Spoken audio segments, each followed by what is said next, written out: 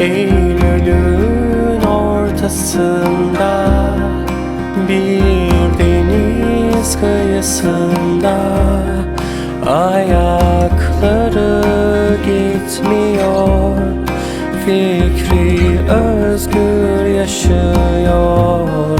Ne düşündün beni mi, gül ve gizle çizgini? Ne güzel hatırlamak, sana seninle yazmak.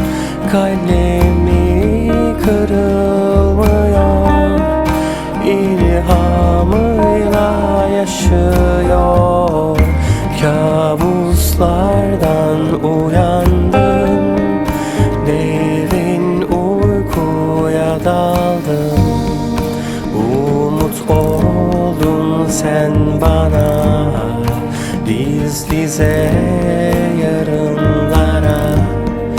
Bir es verip dünyaya, sarılıp bir olmaya.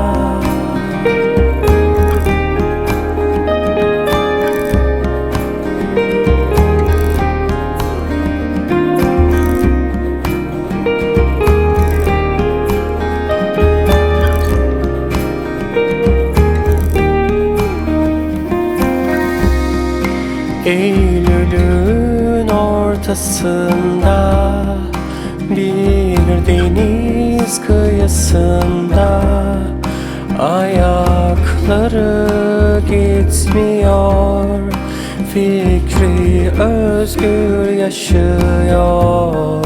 Ne düşündün beni mi, gül ve gizle çizgini? Ne güzel hatırlamak, sana seninle yazmak.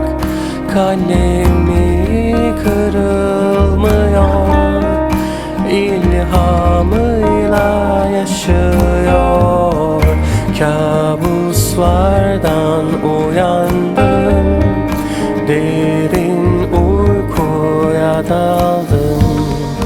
Umut oldun sen bana, diz dize yarınlara.